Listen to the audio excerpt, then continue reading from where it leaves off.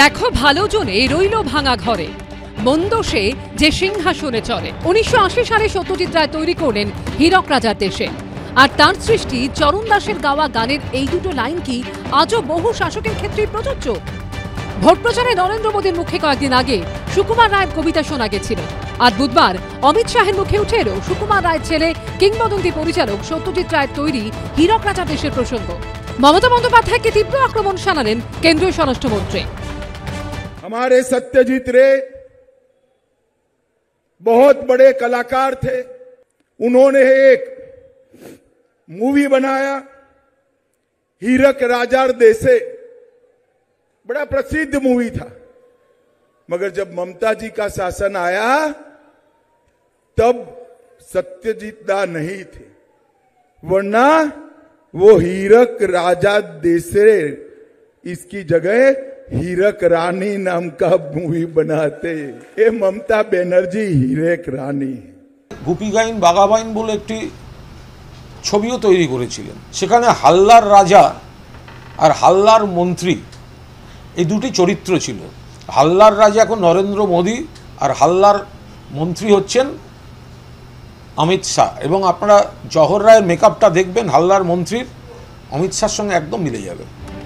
সত্যজিৎ রায়কে টেনে বিজেপি তৃণমূলের এই বাকযুদ্ধের মধ্যে আবার অনেকে মনে পড়ে যাচ্ছে উদয়ন পণ্ডিতের সেই সংলাপ, অনাচার করো যদি রাজা তবে ছাড়ো গদি, যারা তার ধামাধারী তাদেরও বিপদ ভারী, গরিবে শোষণ পাপ, ক্ষমা চেয়ে নাহি মাপ, নাহি কোনো পরিত্রাণ, হীরকের রাজা শয়তান।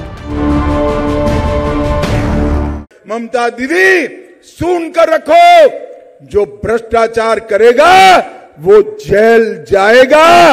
आप अपने पल्लू में भी छुपा लोगी ना तो हम वहां से भी पकड़कर जेल में। চোর ডাকাতগুলোকে ওখানে ঢুকিয়েছে আর সাদা করে বেরিয়েছে। বিজেপির মতো চোর পার্টি একটাও নেই।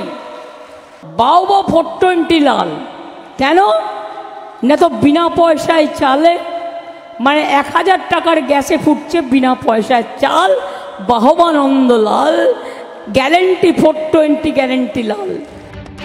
পাল্টা কংগ্রেস সিপিএমের প্রশ্ন, বিজেপি যদি দুর্নীতির প্রশ্নে এতটাই তৃণমূল বিরোধী হয় তাহলে তৃণমূল বিধায়ক জীবনকৃষ্ণ সাহাই বা কি করে জামিন পান? কয়লা পাচার মামলায় লালাই বা কিভাবে জামিন পেয়ে যান? দড়ি ধরে মারো টান, রাজা হবে খান খান, রানী হবে খান খান। ইনি হীরক রানী, উনি হীরক রাজা। এই নির্বাচনে হীরক রাজা খান খান হবে, পরের নির্বাচনে হীরক রানী খান খান হবে। অমিত শাহকে বলবো যে এত অনাচার, এত অনিয়ম, দুর্নীতি যদি জানেন তাহলে এই গভর্নমেন্টের বিরুদ্ধে ব্যবস্থা নিচ্ছেন না কেন? কয়লা পাচার কাণ্ডের অভিযুক্ত লালার জামিনের শুনানির সময় মঙ্গলবার সিবিআই তদন্ত ও পদক্ষেপ নিয়ে কার্যত ভৎসনা করে আসানসোল আদালত। সিবিআইর আইনজীবী আদালতে লালার সুপ্রিম কোর্টের রক্ষা কবচের প্রসঙ্গ তুলতেই অত্যন্ত ক্ষুব্ধ হয়ে বিচারক বলেন, সুপ্রিম কোর্ট যে রক্ষা কবচ দিয়েছিল তাকে চ্যালেঞ্জ করে এখনো অব্দি সুপ্রিম কোর্টে দ্বারস্থ হয়নি সিবিআই।